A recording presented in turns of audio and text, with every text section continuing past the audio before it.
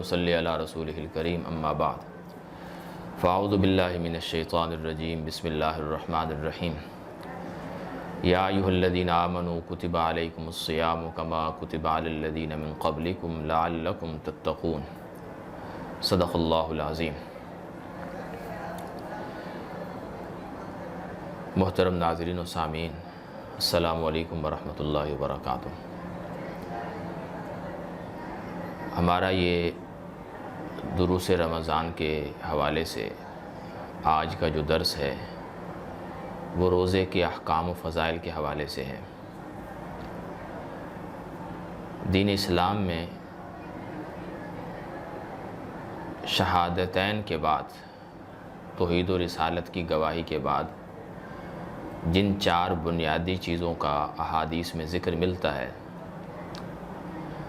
یعنی نماز، روزہ، زکوٰۃ اور حج۔ روزہ اپنے فوائد کے اعتبار سے، اپنے مقاصد کے اعتبار سے ایک بہت بنیادی اور اہم چیز ہے۔ نماز کے اپنے فوائد ہیں، زکوٰۃ کے اپنے ہیں، حج کے اپنے فوائد ہیں، اسی طرح روزے کے اپنے مقاصد ہیں، اس کی حکمتیں ہیں۔ اللہ تعالیٰ نے انسان کو روحانیت اور حیوانیت کے مجموعے کے طور پر پیدا فرمایا ہے۔ انسان میں یہ بھی خواہش ہے کہ وہ نیک سے نیک تر ہو جائے، اور اس میں یہ بھی خواہش ہے کہ وہ انتہائی نچلی قسم کی حرکات جنسی اعتبار سے یا دیگر حیوانی خصوصیات کے اعتبار سے وہ ایسی حرکتیں کرے۔ یہ اللہ تعالیٰ نے انسان کو دونوں طرح کی صفات سے جامع بنایا، اور اللہ تعالیٰ چاہتے یہ ہیں کہ انسان حیواناتی صفات کو چھوڑ کر روحانی صفات میں ترقی کرے۔ اور یہ معاملہ صرف ہمارے ساتھ یعنی امت محمدیہ صلی اللہ علیہ وآلہ وسلم کے لیے نہیں ہے، بلکہ پہلے انسان ہی سے اللہ تعالیٰ کا یہ قاعدہ ہے، نظام ہے کہ اللہ تعالیٰ انسانوں کو روحانی سفر میں آگے سے آگے دیکھنا پسند فرماتے ہیں۔ چنانچہ پہلے انسان کے ساتھ ہی سلسلہ نبوت کا آغاز ہوا، اور انبیاء نے لوگوں کو روحانیت کا درس دیا اور اللہ کے قرب کا درس دیا۔ اس سلسلے میں دیگر احکام کے ساتھ روزہ ایک بڑی اہم حیثیت رکھتا ہے۔ جو آیت مبارکہ تلاوت کی گئی ہے اس میں اللہ تعالیٰ یہی فرما رہے ہیں کہ اے ایمان والو، تم پر روزوں کو فرض کر دیا گیا ہے، کما کتب علی الذین من قبلکم، جس طرح تم سے پہلوں پر بھی فرض کیے گئے تھے، لعلکم تتقون، اور ان کی فرضیت کا یہ مقصد ہے کہ تم میں تقوی پیدا ہو جائے۔ یعنی تقوی کا پیدا ہونا صرف تمہارے لیے نہیں بلکہ تم سے پہلوں پر بھی اس لیے فرض کیا گیا تھا تاکہ یہ ملکوتی صفات اور یہ روحانی درجات انسان حاصل کرے۔ اور پھر اللہ تعالیٰ نے اس روزے کی فرضیت کو ایسے وقت کے ساتھ متعین فرمایا، یعنی روزوں کی ادائیگی کے لیے ایسے وقت کا انتخاب فرمایا، ایسے مہینے کا انتخاب فرمایا جو مہینہ پہلے سے ہی بڑی شان و شوکت والا اور عظمت والا مہینہ ہے۔ چنانچہ ماہ رمضان کے روزے ہم پر فرض ہیں، تو اس ماہ رمضان کا تعارف قرآن مجید نے یوں کروایا ہے کہ شہر رمضان الذی انزل فیہ القرآن، یہ ماہ رمضان وہ ہے جو نزول قرآن کا مہینہ ہے۔ تو آپ یہ دیکھیے کہ قرآن خدا کی لا ریب کتاب ہے اور غیر مبدل کتاب ہے، قیامت تک اس کے کسی حرف، کسی شوشے کو تبدیل نہیں کیا جا سکتا۔ ایسی لا ریب کتاب جس مہینے میں نازل ہوئی، وہ مہینہ کس قدر عظمتوں اور برکتوں والا مہینہ ہوگا۔ تو ایسے مہینے میں اللہ تعالیٰ نے ہمیں روزے رکھنے کو حکم دیا۔ تو گویا روزوں کی اپنی خاصیت اپنی جگہ، اور پھر اس مہینے میں روزے رکھنے کی برکات اپنی جگہ۔ تو اس لیے ماہ رمضان کے یہ روزے جو ہم پر فرض ہیں، یہ انتہائی اہمیت کے حامل ہیں، انتہائی ضروری امر ہیں۔ اس لیے ان کو اخلاص کے ساتھ، ایمان کے ساتھ، احتساب کے ساتھ رکھنے کی پوری کوشش کرنی چاہیے، الا یہ کہ کوئی آدمی معذور ہو، مریض ہو، اس کے احکام علیحدہ ہیں۔ چنانچہ اللہ کے نبی صلی اللہ علیہ وسلم نے اس بات کو ایک جگہ ارشاد فرمایا کہ من صام رمضان ایمانا و احتسابا غفر له ما تقدم من ذنبه، رمضان کے مہینے کو جو آدمی ایمان اور احتساب کی کیفیت کے ساتھ رکھے گا تو اللہ تعالیٰ اس کے سابقہ گناہوں کی معافی کا انتظام فرما دیں گے۔ اس لیے اس مہینے کے جو روزے ہیں یہ ہر عاقل بالغ انسان پر فرض ہیں۔ جب تک کوئی شرعی عذر نہ ہو اس وقت تک ان روزوں کو ترک کرنا یا سستی کرنا، چھوڑنا بہت نقصان کی بات ہے۔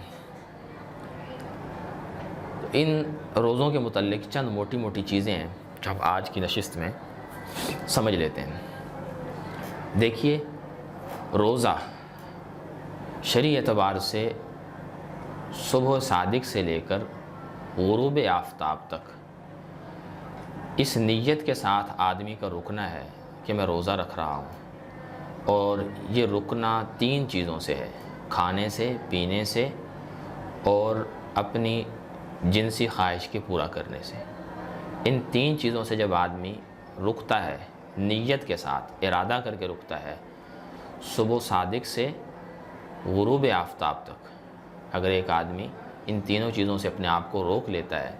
تو اس آدمی کا یہ وقت روزہ کہلاتا ہے، رمضان میں بھی، غیر رمضان میں بھی۔ بس یہ ہے کہ رمضان کے روزے فرض ہیں، اور غیر رمضان میں اگر کوئی آدمی رکھتا ہے تو یہ ایک نفل روزہ ہو سکتا ہے، واجب ہو سکتا ہے۔ تو اس لیے روزے کو ایک تو یہ سمجھ لیجئے کہ روزے کا آغاز ہے صبح صادق سے اور اختتام ہے غروب آفتاب پر۔ اس دوران آدمی کو ان 3 چیزوں سے نیت کے ساتھ رکنا ضروری ہے۔ یہاں یہ بات بھی رک کر سمجھ لیجئے کہ کھانا پینا اور اپنی جائز جنسی خواہش کو پورا کرنا، یہ چیزیں ایک عاقل بالغ انسان کے لیے بنیادی حیثیت رکھتی ہیں، بنیادی ضرورت کا درجہ رکھتی ہیں۔ کوئی آدمی کھائے گا نہیں تو کیسے رہے گا، پیے گا نہیں تو کیسے رہے گا، اور ایک بالغ انسان اگر اپنی جنسی خواہش کو جائز جگہ پورا نہیں کرے گا تو کیا کرے گا؟ تو جب یہ بنیادی ضرورتیں انسانوں کی اللہ تعالیٰ نے روزے میں انسان سے یہ بھی چھڑوا دی ہیں اپنا حکم پورا کروانے کے لیے، تو اسی سے ہمیں یہ اندازہ ہو جاتا ہے کہ جب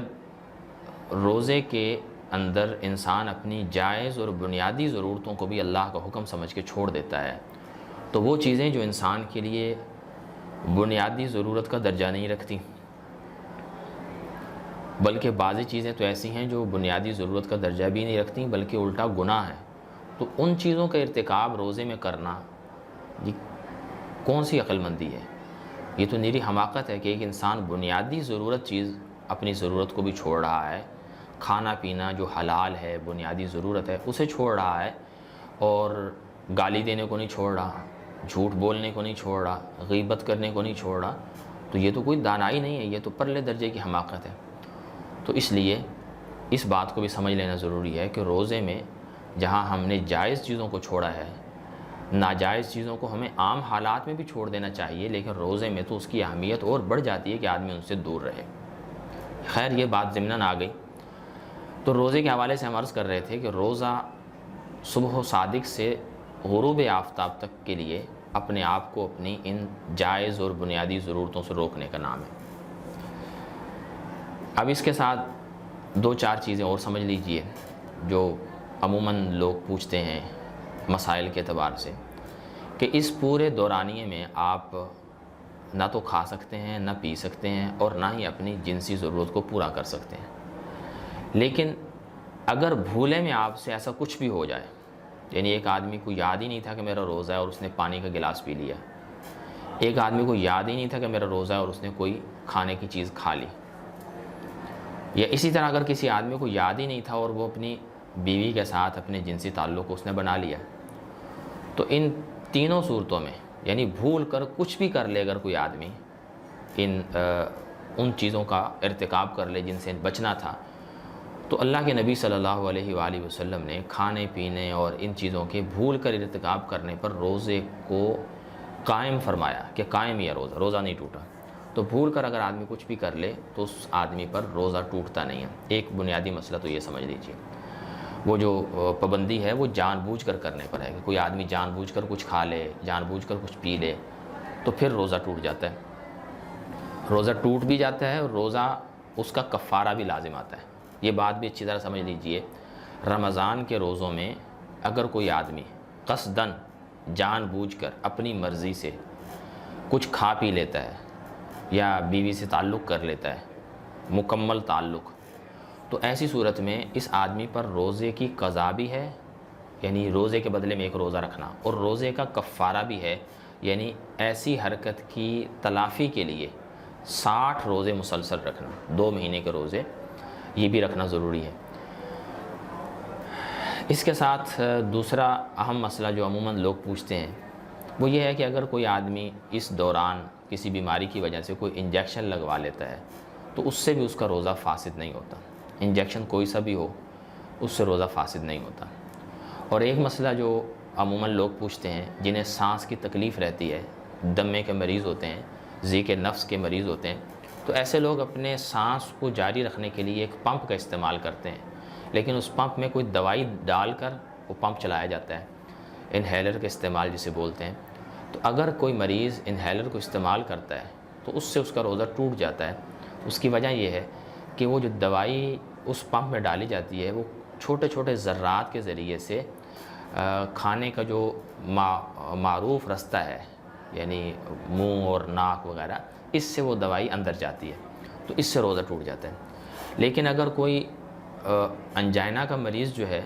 وہ ایسی گولی استعمال کرتا ہے کہ جو اپنی زبان کے نیچے رکھ کر صرف اس کے تھوک کو باہر پھینکتا رہتا ہے، اگر ایسا ہے، بعض مریض اس حد تک صرف بیمار ہوتے ہیں کہ وہ گولی کو اپنی زبان کے نیچے رکھ لیں اور اس کے تھوک کو باہر بھی پھینکتے رہیں تو انہیں افاقہ ہو جاتا ہے۔ اگر کوئی احتیاط کے ساتھ ایسا کر لے مریض اور واقعی اس کو یہ مرض ہو تو ایسی صورت میں اس کا روزہ نہیں ٹوٹتا۔ اور اسی طرح بعض لوگ سمجھتے ہیں کہ الٹی کے آنے سے روزہ ٹوٹتا ہے، الٹی کے آنے سے روزہ نہیں ٹوٹتا، الٹی کے آنے سے وضو ٹوٹتا ہے اگر منہ بھر کے آ جائے تو یہ چند موٹے موٹے مسائل تھے روزے کے حوالے سے اور چند آداب تھے روزے کے حوالے سے۔ تو اللہ تعالیٰ سے دعا ہے کہ اللہ تعالیٰ ہمیں اس آنے والے ماہ رمضان کے روزوں کا کما حقہ رکھنے کی توفیق عطا فرمائے، اس کے آداب کا اور اس کے احکام کی مکمل رعایت کرنے کی توفیق عطا فرمائے، کیونکہ ایسے ہی روزے دار کے بارے میں اللہ کے نبی صلی اللہ علیہ وآلہ وسلم کا ارشاد ہے کہ اللہ تعالیٰ بندے کے ہر نیک عمل کو اپنے ہاں اجر اور مرتبے کے اعتبار سے بڑھا کر دیتے ہیں، یعنی جب کوئی نیکی کا کام کرتے ہیں تو ایک نیکی کرنے پر 10 نیکیوں کا اجر ملتا ہے۔ تو کئی ایسے خوش بخت بھی ہوتے ہیں جنہیں اللہ تعالیٰ ایک کی بجائے 10 دینے، ایک نیکی کے بدلے میں 10 دینے کی بجائے 20 دیتے ہیں، 70 دیتے ہیں۔ فرمایا 700 تک بڑھتی ہے یہ نیکی، 700 گنا تک نیکی بڑھتی ہے کہ کوئی آدمی عمل کرتا ہے تو اللہ تعالیٰ اس کو 700 گنا زیادہ اجر دے دیں، ایسا بھی ہوتا ہے۔ لیکن روزہ ایک ایسا عمل ہے کہ جس کا اجر ایک روزے کے بدلے میں 10 روزے یا 20 روزے یا 70 روزے یا 100 روزے یا 700 روزے ایسا نہیں ہے، بلکہ اللہ تعالیٰ فرماتے ہیں کہ یہ تو ہے ہی میرے لیے، وانا اجزی بھی، اور اس کی جزا میں خود دوں گا۔ یعنی کسی پر یہ آشکارا نہیں ہے کہ روزے کے بدلے میں اللہ تعالیٰ بندہ مومن کو کیا دینے والے ہیں۔ اس لیے اللہ کے نبی نے فرمایا جب تم میں سے کسی کا روزہ ہو تو اسے چاہیے کہ فلا یرفس، کسی کے ساتھ بدتمیزی سے بات نہ کرے، بد کلامی نہ کرے، گناہ نہ کرے۔ اگر کوئی اس کے ساتھ جھگڑے تو آگے سے یہ کہہ دے کہ انی صائم، کہ بھائی میرا تو روزہ ہے، میں تو ایسی باتیں نہیں کر سکتا، میں تیرے ساتھ پورا نہیں آ سکتا، تو گالم گلوچ کرے گا، میں تو گالم گلوچ میں جواب نہیں دے سکتا، لہٰذا بھی مجھے معاف کرو۔ تو یعنی یوں کہیں کہ اپنے روزے کو بچا لو۔ تو اللہ تعالیٰ سے دعا ہے کہ اللہ تعالیٰ ہمیں بھی ان آداب کے ساتھ روزے رکھنے کی توفیق عطا فرمائے کہ ہم روزے کے اندر گناہوں کو بھی چھوڑنے والے ہوں اور روزے کی حفاظت کرنے والے بھی ہوں، کیونکہ اس سے بھی ڈر لگتا ہے کہ آدمی روزہ رکھے اور آدمی کا روزہ اللہ کے ہاں قبول نہ ہو۔ مختلف احادیث میں اس حوالے سے باتیں منقول ہیں، تو اس لیے ان تمام امور سے اپنے آپ کو بچائیں۔ اللہ تعالیٰ مجھے بھی بچنے کی توفیق دے اور آپ کو بھی دے، جس سے ہمارا روزہ خراب ہوتا ہے کہ پورے دن کی بھوک پیاس اور اس گرمی کے ایام میں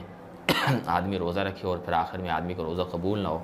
تو اس سے اللہ کی پناہ مانگنی چاہیے کہ ہمارے روزے ضائع ہو جائیں۔ تو بس دعا فرمائیے کہ اللہ تعالیٰ مجھے بھی اور آپ کو بھی اس پر عمل کی توفیق عطا فرمائے۔ السلام علیکم ورحمۃ اللہ وبرکاتہ۔